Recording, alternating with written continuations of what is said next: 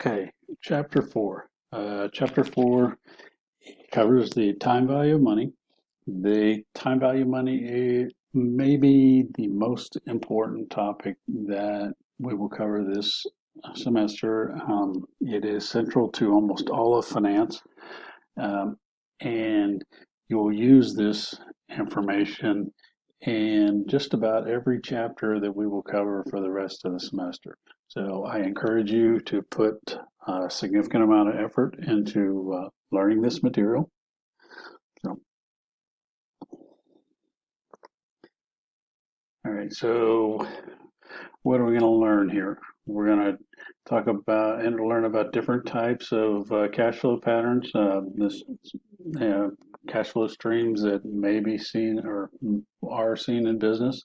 We'll compute the future value, meaning the value. We'll understand and explain those results. That's probably as important as anything. Understanding and being able to explain what you're doing. It's actually if I would encourage you to work with other students, if you know other students in the class and so forth. That it's I'm also going to create a discussion post so that you can do so as well. Um, the but If you can explain how to work a problem, then you're likely to be able to work it on an exam. So we'll compute the present value. So that's the current value, the value today and also explain those results. We'll compute the return or interest rate on an investment, maybe a loan. We'll also compute how long it takes to reach a financial goal. We'll learn about the difference between annual percentage rate or APR and effective annual rate, EAR. Then we'll talk about when it's appropriate to use each. Typically, what you'll see is, well, lenders are required to disclose the APR on a loan. The and they That's when you're borrowing. That's the number that you'll likely see.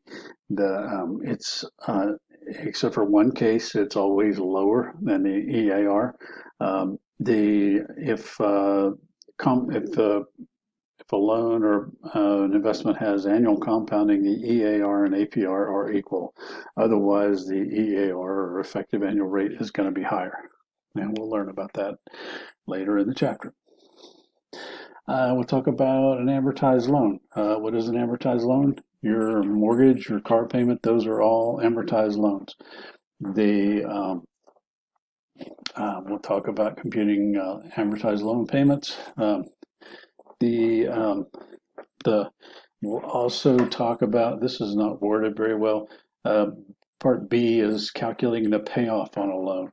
If you know how many payments are remaining on a loan, you can calculate the interest rate, and obviously the payment amount. You can calculate or approximate, come very close to the balance on that loan. So we'll work through that later. Okay, so what is time value money? Time value money is a principles, computations used to revalue cash payoffs from different times, so they're stated in dollars at the same time periods. We need to do this because it's not appropriate to compare dollar amounts from different time periods without using the time value money. So, and that's the next bullet point. Dollar amounts from different time periods should never be compared. Rather, the amounts should be compared only when the stated dollars are at the same point in time, such as December 31st of a particular year. So we need to, if we have cash flows, we'll need to either present value them or future value them, depending on the situation, so that we can compare them. Dollars from different time periods have opportunities to earn different amounts, for different numbers of periods, different interest rates, and so forth. So we need to allow for that when we when we compare them. We're going to work through this example. The 10% opportunity cost rate, or this is the opportunity cost rate. It's not wrong. I just don't really like it, but it's the book's terminology. So um, I would say just at a 10% rate of return, which is better today, receiving $700 today or receiving $935 in the future. So we have two options when we do this calculation. We either need to convert our $700 into a future value. So, and we're going to walk through that calculation first, or we can convert our $935 into a present value.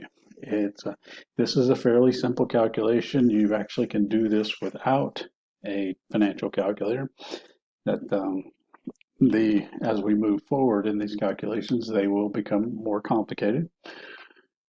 So, so graphical representation. We have $700 today, and we're going to calculate that value at 10% in 3 years. Present value is the beginning amount, so this is our present value. The $700 future value is the amount at which the amount which the invested amount will grow to after, in this case, 3 periods at 10%. So the different types of cash flow patterns, what we're talking about here is a lump sum amount. So we would future value of a lump sum would be this type of calculation. The next type of calculations after we do the lump sums for present value and future value, we'll talk about annuities, which is a series of equal payments. Your car payments and mortgage payments are a series of equal payments. The uneven cash flows, we'll use the cash flow function in our calculator to calculate the present value of uneven cash flows. So in the next lecture, we'll start with the future value of a lump sum with our $700 example.